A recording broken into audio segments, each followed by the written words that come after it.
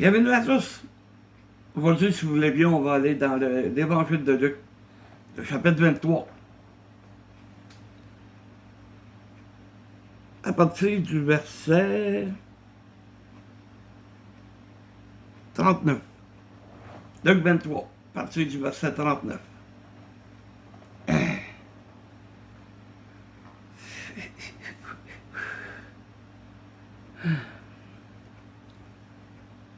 L'un des malfaiteurs crucifiés l'infuriait, disant, n'es-tu pas le Christ?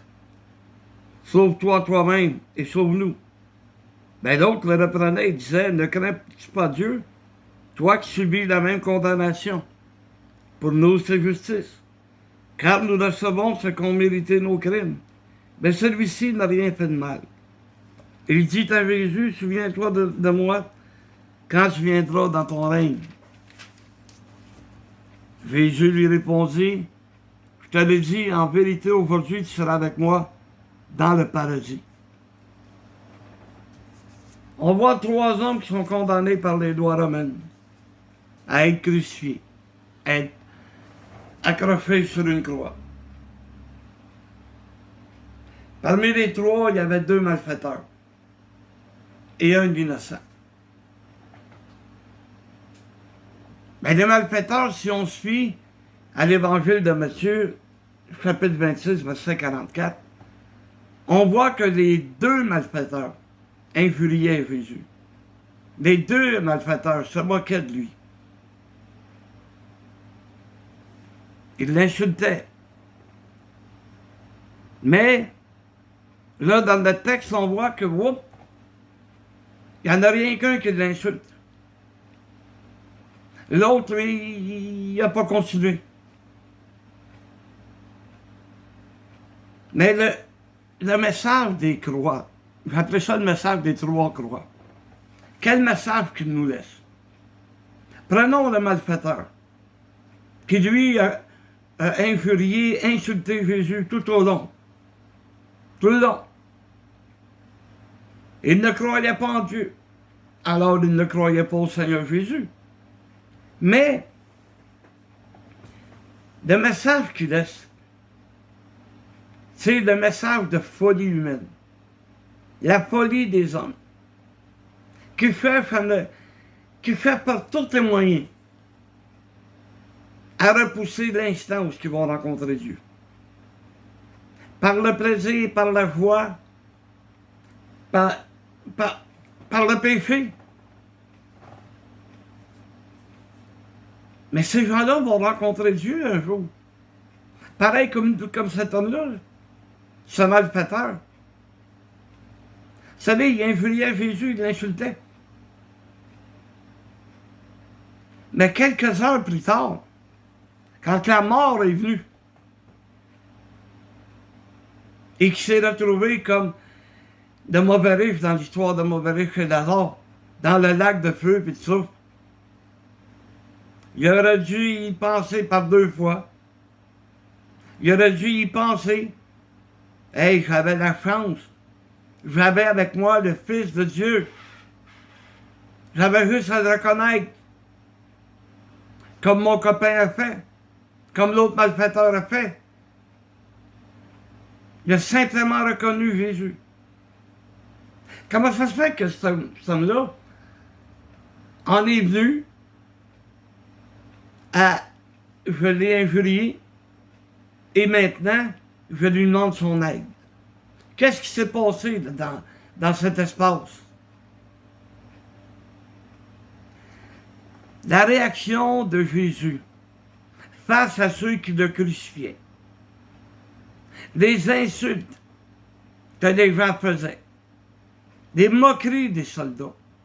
Les souffrances. Parce qu'il n'est pas écrit nulle part, là, qu'eux autres ont subi des fouettes, qu'eux autres ont été obligés de transporter une croix. Il n'est pas écrit rien de ça, là. Et quand le gars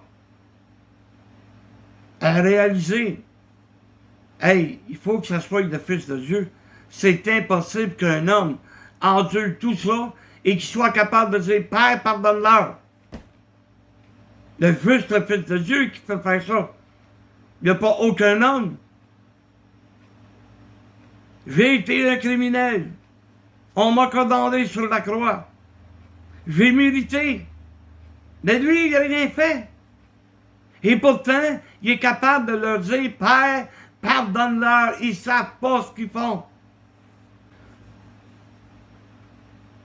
Et comparativement à la nature humaine, où ce que la vengeance fait partie de nos mœurs,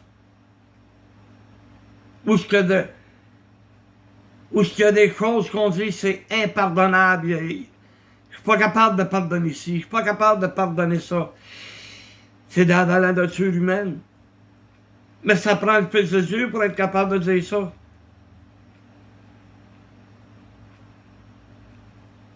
Le message du deuxième malfaiteur, c'est le message de l'espoir. Et regardez bien de quelle manière que ça s'est fait.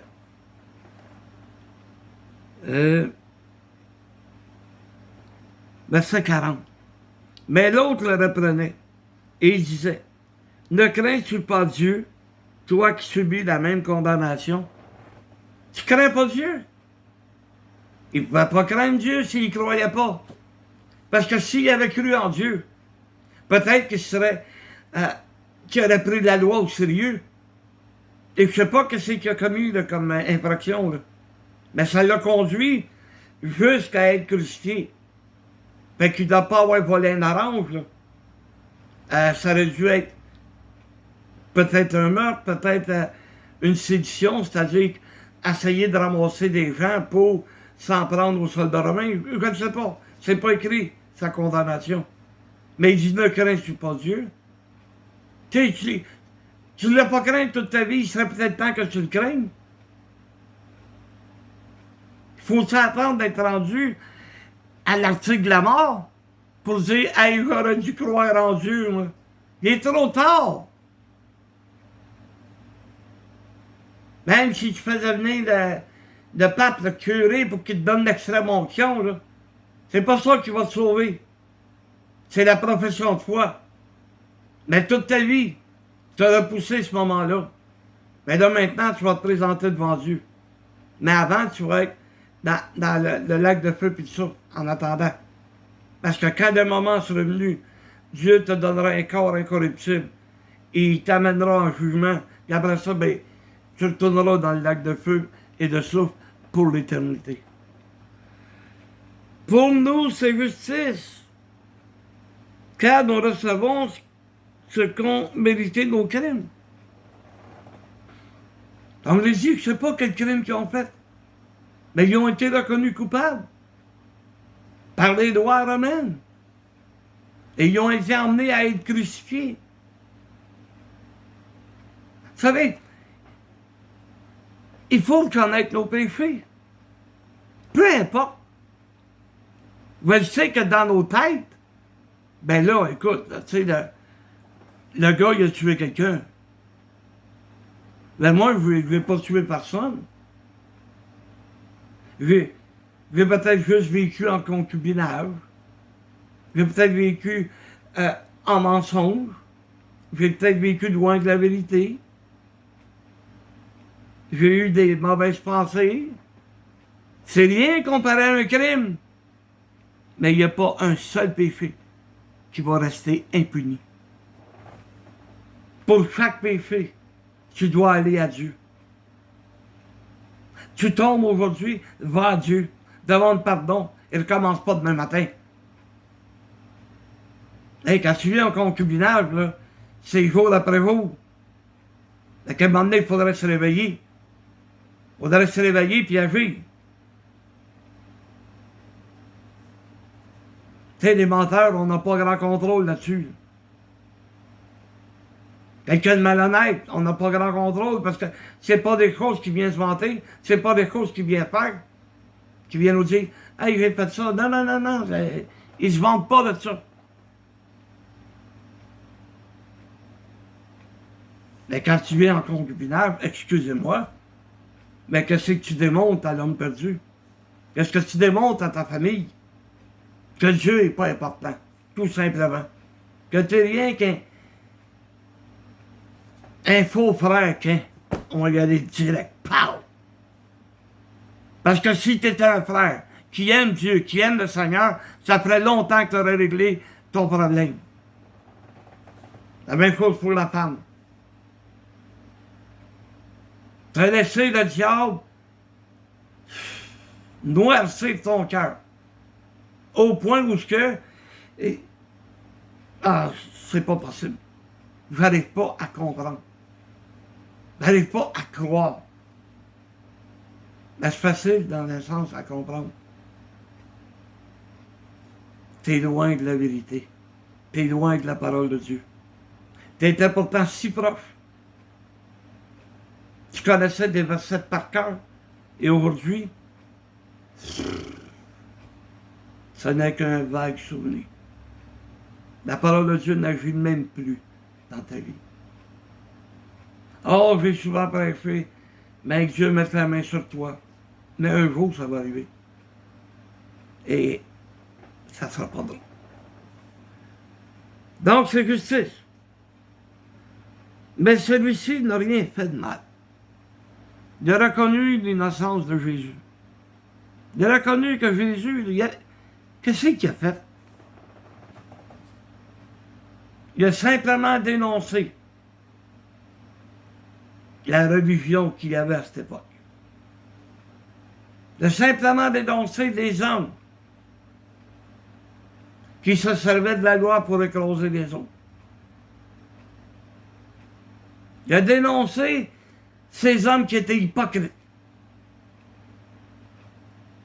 Ben moi, je fais la même chose. Je dénonce les hypocrites. Viens pas me dire que tu aimes Dieu si tu as vu contraire à sa parole. Tu t'es trouvé une gang de chums. Ben, tu vas rester chez vous. Je te le dis pas. Oui, moi je le dis. Et il dit à Jésus, souviens-toi de moi quand tu viendras dans ton règne. Jésus, là, à ce que je vois, lui aussi, il était pendu à la croix. Il était pour mourir, là. Il n'avait plus pour longtemps. Souviens-toi de moi quand tu viendras dans ton règne. Il fallait que le gars, il croie dans la résurrection solide. Il a reconnu le Fils de Dieu. Il a reconnu Jésus comme le Sauveur, le Christ. Il l'a reconnu. Il est en train de faire une méchante belle profession de foi. Souviens-toi de moi quand tu vas revenir. Il fallait qu'il croie dans la résurrection. Comme nous, il a fallu qu'on croie dans la résurrection. Il a fallu qu'on croie que Dieu a ressuscité le Seigneur Jésus d'entre les morts. Il a fait la même chose que nous. Et regardez bien la réponse de Jésus. Si vous me permettez.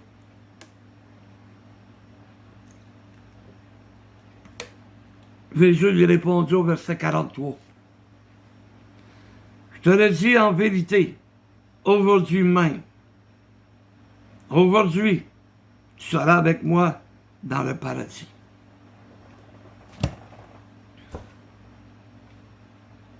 Le paradis, où était-il? Dans le centre de la terre. Et étudiez l'évangile de Luc au 16e chapitre. Alors qu'il y avait la flamme sur les bords, le lac de feu puis de soufre, qu'il y avait un grand abîme, et que de l'autre côté, il y avait le paradis. Là où étaient les grands comme Abraham, Abraham, Élie, les prophètes, les gens qui ont cru dans le Seigneur, mais qui attendaient juste de le voir. Ils attendaient juste la promesse de Dieu. Il y avait un grand abîme entre les deux. Luc 16 nous montre que Lazare aurait aimé ça, aller donner de l'eau aux mauvais riches. Il ne demandait pas grand-chose de mauvais riches. Qui trempe son doigt, une goutte, qui vienne me mettre ça sous la langue. Jésus, il a dit, Abraham, il a dit, il ne peut pas partir d'ici, aller là, puis toi, tu ne peux pas aller jusqu'ici. Donc, il était là, le paradis. C'était le lieu d'attente. Il fallait que les gens qui étaient là et qui ont cru à travers la loi, qui ont cru au Seigneur Jésus, sans le savoir, eux autres attendaient un sauveur. Alors le sauveur est venu. Et le sauveur les a emmenés avec eux. C'est ça quand on lit dans Éphésiens, qui a emmené avec lui les captifs. Ceux qui étaient prisonniers ou qui étaient dans le lieu d'attente, le paradis. Et il les a emmenés avec lui. Il a emmené leur âme avec lui. On voit humain. Tu sais, quand tu es sur ton lit de mort, là, tu devrais réfléchir. Il y a un homme nommé Voltaire. Toute sa vie, il a essayé de démontrer que Jésus était jamais venu. Il a essayé de démontrer que Dieu n'existe pas. Mais sur son lit de mort, oups, il chantait pas la même chanson. Il a regretté tout ce qu'il a fait durant sa vie. Mais il était trop tard. Il était trop tard. Ceux qui étaient là à ses côtés, même s'il était toute sa vie contre Dieu, il n'a pas eu le choix de dire « Je me suis trompé ». Il était trop tard, il n'a pas eu le temps de faire venir un missionnaire. Il n'a pas eu le temps de faire venir des témoins de l'Église qui pourraient rendre témoignage de sa profession de foi. Il est mort. Et si l'Église n'est pas impliquée dans ta profession de foi, ça ne te sert à rien. Absolument rien. Même si tu allais crier, c'est toi. Puis accepte Jésus comme mon sauveur. Non, non. Il faut que ça soit fait à l'Église. Profession de foi. Ouais, mais je voudrais bien y aller à l'Église. Mais je suis en avion. Moi, tu avoir le temps de débarquer puis de me rendre dans l'Église. C'est là qu'interviennent les missionnaires qui sont envoyés par l'Église pour servir de témoins à des gens comme ça.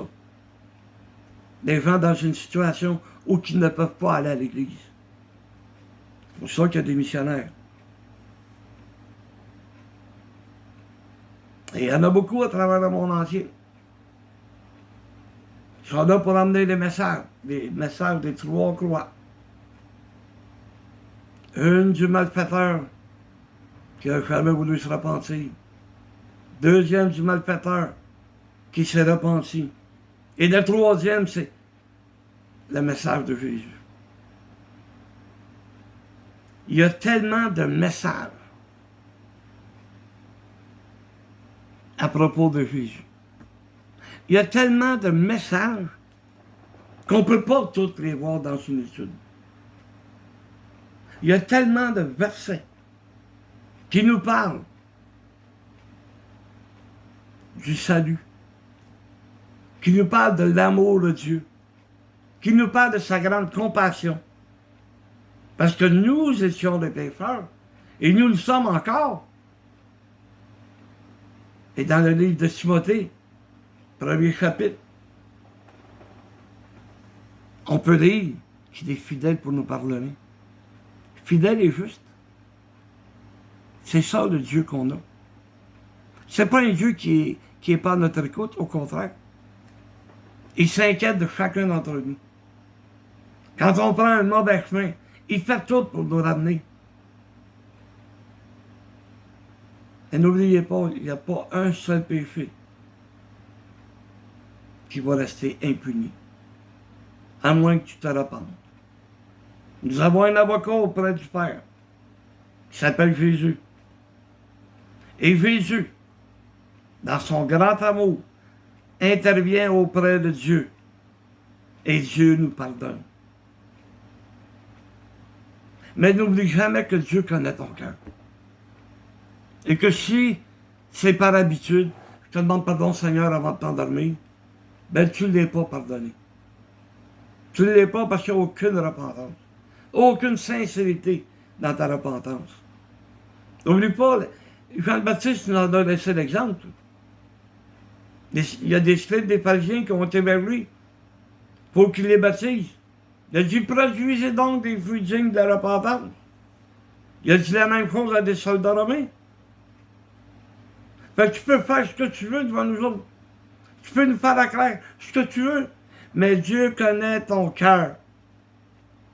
Il sait exactement si tu es sincère ou pas. Et comme je l'ai dit tantôt, quand tu recommences le lendemain, de même péché, vous savez, ça m'est arrivé. Regardez bien ça.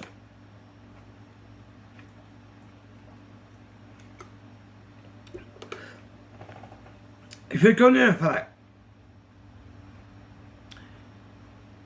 Et ce frère couchait avec n'importe qui. Aussitôt, il avait la chance de coucher avec une autre femme. Il couchait avec. À un moment donné, il s'est mis à jaser avec moi.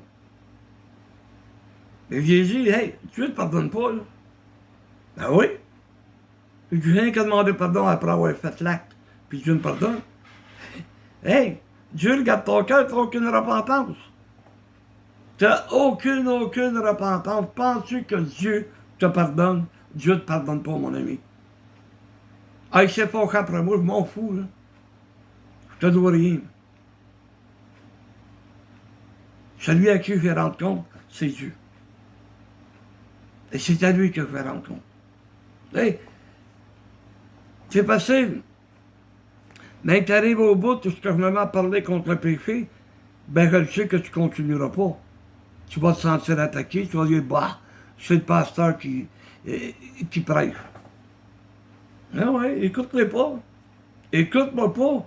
Même chose. Écoute la parole de Dieu, par exemple. Essaye de te justifier. À part que de dire, ben, pardonne-moi ma faiblesse. Il faut que tu te battes contre ta faiblesse. Hey, c'est comme l'ivrogne qui prend sa bouteille, qui la regarde et qui commence à parler avec elle. À cause de toi, j'ai perdu mon emploi. À cause de toi, j'ai perdu ma femme. J'ai perdu mes enfants. Là, je suis aujourd'hui, je suis dans la rue. Mais je te pardonne. Glou, glou, glou, glou, glou. Ça serait bien mieux de demander à Dieu de lui pardonner puis de l'aider. De l'aider à y enlever ce goût qu'il a. Le goût qu'il a développé. Vous savez, on parle d'un ivrogne, c'est vrai. Et il a développé un goût puis il n'est plus capable de s'en passer. C'est comme, je ne sais pas si vous vous souvenez de...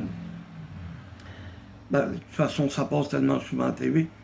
Les belles histoires des pays d'en haut. Le défaut de Jorfiana, c'est de manger ces petits trucs de chocolat. C'est une habitude qu'elle a pris. Comme moi qui bois du coke, c'est une habitude que j'ai pris de boire du coke. Mais le coke ne me cause pas des troubles comme l'ivrogne qui a tout perdu. C'est pas drôle, là. Quand tu dis qu'ils vont prendre du... Avant ça, c'était une bouteille. On appelait ça du noir à chaussures pour nettoyer nos bottes, nos souliers. Ils boivent ça parce qu'il y a de l'alcool dedans. C'est à base d'alcool. Faut pas être rendu bas à peu près. Va te faire soigner. Rentre dans les AA, fais quelque chose. Mais ça, c'est... Toi haut. Et ils quittent, ils font n'importe quoi pour se trouver un peu d'argent, pour aller chercher de la boisson. Puis... C'est comme le drogué qui est rendu, qui vole dans les maisons. Toi, tu as travaillé toute ta vie pour accumuler ce que tu as chez vous, mais parce que lui, là, il est en manque de drogue, il vient tout te sauter. C'est vrai qu'on a des assurances, mais il y a des objets auxquels l'assurance ne peut pas remplacer. Elle ne peut pas. Ben c'est ça, vivre dans le péché.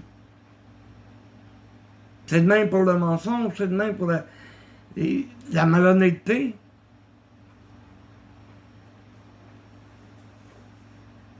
Tu sais, le proverbe qui dit qu'il vole un œuf, vole un bœuf. Ben, il me semble qu'il y a une méchante différence entre les deux. Ouais, mais l'œuf que tu as volé, c'était le repas de cet homme-là pour la journée. Il n'y en avait plus d'autres. Il était aussi important que si tu avais volé de bœuf au boucher. Le boucher, il avait moyen de s'en acheter un bœuf. Ben, le pauvre gars, là, il n'y a qu'un œuf, il se contentait de ça. Voyez-vous la différence? Il n'y a pas de petit péché ou de gros péché. Le péché reste et demeure le péché. Et je vais terminer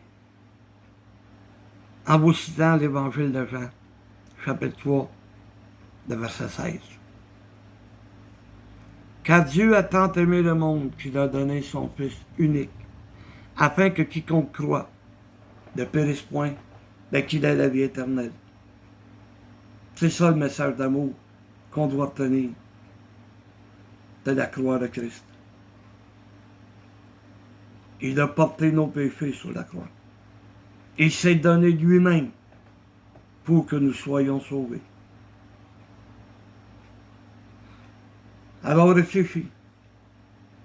Des fois, tu peux agir comme de mauvais malfaiteurs qui n'a même pas voulu se repenser, même passe à la mort.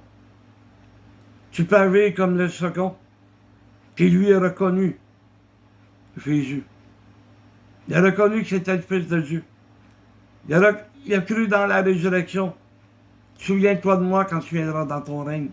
Parce qu'il sait très bien que la loi, les livres de la loi, des psaumes, tous les livres, où ce qu'on va décrire le règne du fils de David. Tout le monde a cru que c'était le règne de Salomon. Non, il parlait du règne de Jésus. Et il s'en vient bientôt. Et nous serons dans son règne. Parce que Dieu a tant aimé le monde qu'il a offert son Fils. Que Dieu nous bénisse tous. Amen.